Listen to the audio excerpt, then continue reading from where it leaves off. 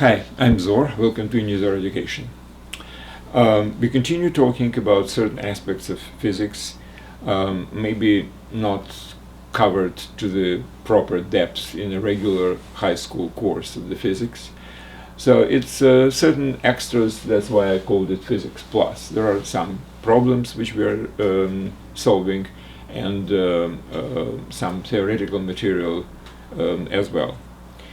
Now, this course is part of the Unizor.com website, which contains also courses in mathematics, maths for teens, and maths plus for all. It also contains physics for all, physics for teens. This is physics plus for all, actually. So it contains physics for teens, and it contains relativity, kind of introductory call to theory of relativities, and some other things. Okay, so we'll talk today about law of conservation of energy and how useful it can be. Now, in this particular case, we are supposed to solve one concrete problem, and what's important about this problem and some others where similar approach would be beneficial. If we are talking about the beginning and at the end of the process, physical process, not whatever is happening in the middle, but what's in the beginning and at the end. At these points, it's very useful to use the laws of conservation of something, of energy, of momentum, of whatever. Well, because in the beginning it can be calculated, and at the end it can be calculated. If we are talking about all the details of the whole process, how it goes from the beginning to the end, then we have to really go through differential equations, etc. But in problems like whatever I'm presenting today, it's not necessary, and again, the laws of conservation, in this case energy, would be sufficient. So what's the problem? The problem is, let's say you have a chain, infinitesimally narrow chain, whatever. It's vertically hanging from point A to point B, and point B is actually where the platform is, and there is a spring underneath. So the platform is weightless, the spring is weightless, so chain is hanging at the point A. It touches the platform at point B, but it does not push it. So the spring is in a neutral position. Now, the chain has mass m and length L. The spring has elasticity K, and we will talk about what elasticity is. You remember there is a Hooke's law about this. And obviously it's all within the field of gravity with acceleration of gravity g. So there is a weight. So spring has mass and it has weight. So my question is, what if I will just let go at the point A and the chain will fall down? What happens in this particular case? Primarily I'm interested in how much down the platform will go under the weight of the chain. Okay, so it's not just the weight of the chain, actually. The chain is gradually coming down, you see, so it's not so simple thing. It would be kind of difficult to really have the variable weight, which is kind of going down, pushing down on the spring, to predict whatever the oscillation of the spring will be. But at the very end, the process will stabilize, and at the very end, we can calculate how much down the platform go or up from the neutral position. So that we can calculate using, again, as I was saying, the laws of conservation of energy. So in the beginning, when everything is as it is on the picture, there is no motion. Everything is standing still. Everything is at rest. Spring is in a neutral position, which means it doesn't have any extra energy. not potential nor kinetic.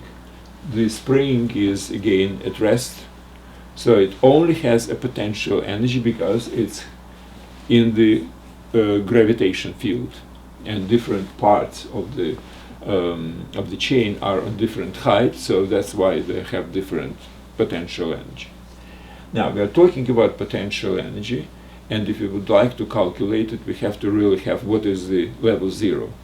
Well, in many cases we have ground as level zero, which is ground is here, but now it's more convenient to have level zero as level of the spring in a neutral position. Now, it doesn't really matter, because what matter in potential energy is difference between different levels. There is no such thing as absolute potential energy in this case. It's always relative to something. So in this case we will have potential energy relative to this level of the platform in a neutral position. Okay, relative to this level, spring has zero energy, nothing there.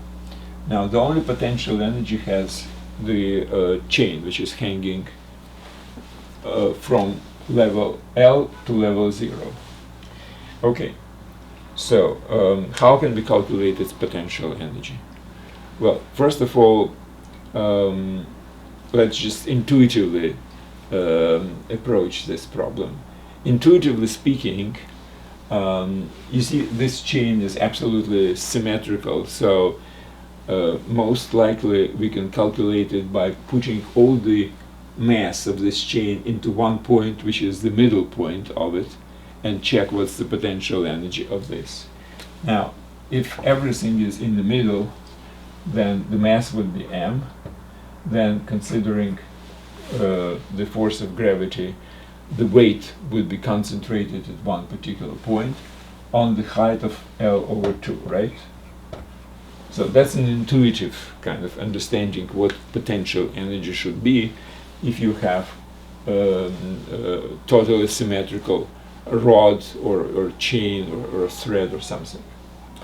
Now, let's calculate it exactly using the calculus, and you will see it's exactly the same thing. So how can we calculate it using the calculus? Well, let's say a small piece of a chain is on a height y from the level. So what potential energy is of this particular piece of chain? And then we will integrate it from 0 to L. From 0 to L. So this particular piece has mass. Well, mass density is per unit of length. So mass of this particular piece is, considering its length, is dy. It's m divided by L times dy. Now the height on which it's located is y, so that's why this is potential energy of this particular piece. And if we will integrate it from 0 to L, we will get total potential energy of the entire chain, which is equal to, I have to put G here, sorry, which is equal to what? M, no, not this M, capital M. Mg divided by L, and integral of y dy, which is y squared over 2, from 0 to L. So if you will put L, it would be L squared divided by 2, and divided by L, so it will be just L divided by 2, which is exactly the same as this one. So we have calculated, we estimated intuitively and calculated potential energy of the chain, and that's the total potential energy of the entire system. Nothing else has any other energy, kinetic or potential. Now, we'll let go of the chain from the point A, it falls down onto the platform, and platform becomes oscillating. Now, when it's oscillating back and forth, our energy is concentrated in potential energy would be concentrated in the spring. So whenever the spring goes all the way down, it stops. and then it goes all the way up and stops. So when it stops, the entire energy of the system is in the squeezed down spring. When it starts moving again up, this potential energy is spent to increase the speed. When it moves past the neutral position, it will be maximum speed and zero potential energy because it's level 0. And then when it goes all the way up again, kinetic energy is converting into potential. So kinetic and potential energy are converging into each other with zero kinetic and all the potential at the very bottom and very top, and zero potential and maximum kinetic when it passes the neutral position. Okay, now we are talking about the maximum shortening of the spring. In this case, nothing is moving, so all the potential energy, all the energy is potential energy, and it's concentrated in the squeezed spring. So how can we basically relate this to energy? Very simply. We have the force of the spring, which is related to shortening of the spring, x, by proportionality, where k is the coefficient of elasticity of the spring. Now this is the Hooke's law. Now if you would like to know what's the potential energy on the shortening of the spring from neutral position to, let's say, this position, which is, let's call it S. So S is the maximum shortening of the spring. So at this point, when the platform is at this level, it stops. So all energy is in a squeezed spring. So we have shortened the spring by the level, let's say, S, and we have to calculate its potential energy. Now, potential energy of this is basically the force which is going down, which is proportional to shortening of the spring.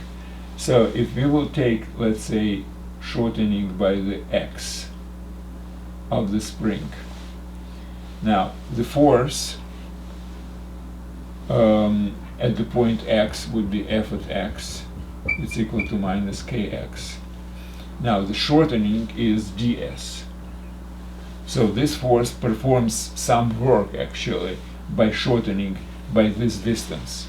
So force times distance is the work. So force does certain amount of work which is equal to kx dx.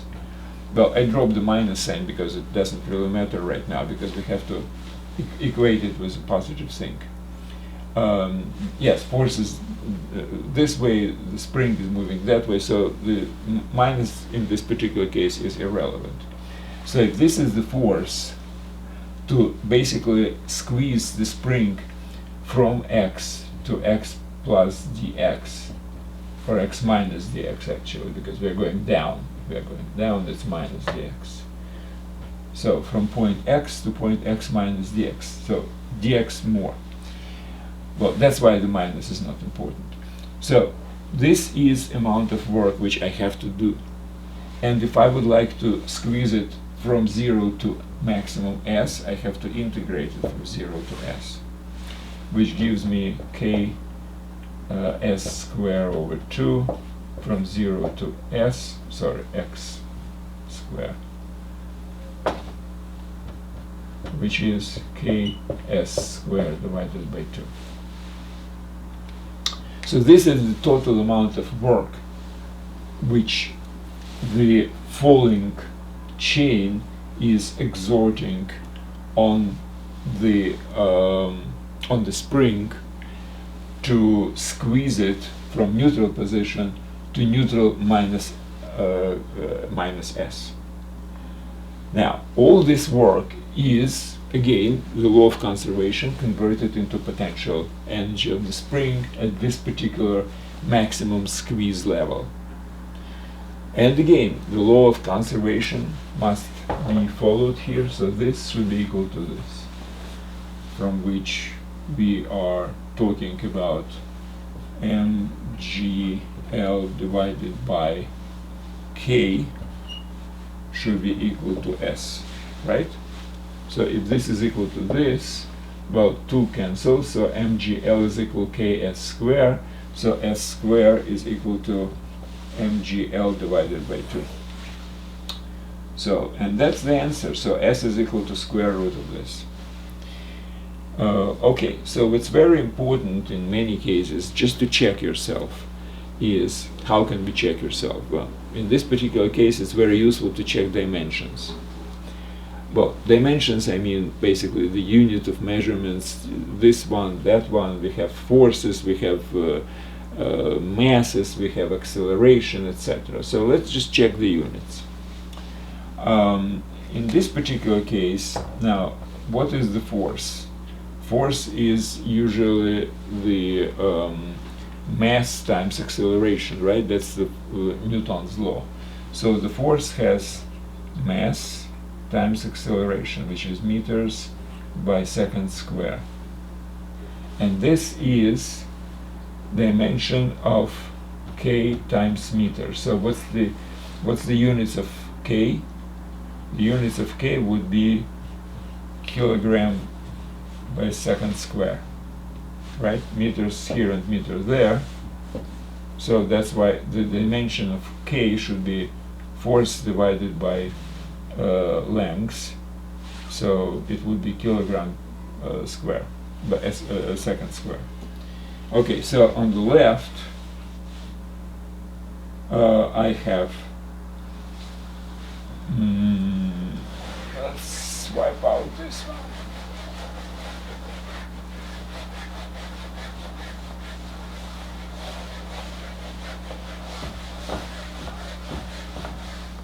So on the left I have meter square, on the right I have mass, which is kilogram, acceleration meter second square, length, which is meter, and coefficient should be meter by second square. And what do we have here? I mean kilogram by second square, sorry, kilogram. Yes, k is kilogram. So kilogram is canceling this cancel, we have meter square. So everything seems to be fine. I do suggest it's a very useful exercise to check the units, how the dimension actually, in some system, usually system international, so it's C. Okay, now I do recommend you to read the notes for this lecture. So you go to unizor.com, open the Physics Plus for all course. This is the part which is called laws of Newton, and this is the problem 3 of this part. Read it. It's very useful to read the textbook. Basically, it's written like a textbook after or before you watch the lecture. And what's also very important and very, I would say, recommended, just take some kind of a piece of paper and do exactly the same as I did on the board, just by yourself, without looking into anything. So you have the problem, read the problem again if you wish, and try to solve it yourself. You know the methodology, using in this particular case law of conservation of energy, and do it. It's very, very important. Every problem which I presented here should actually be kind of so comfortable that you can do it yourself. It would be even better if you do it before you watch the lecture or read the textbook, and then check if your solution is giving you the same result as my solution. But in any case, all this self-educating actually is very, very important. Well, that's it for today. Thank you very much, and good luck.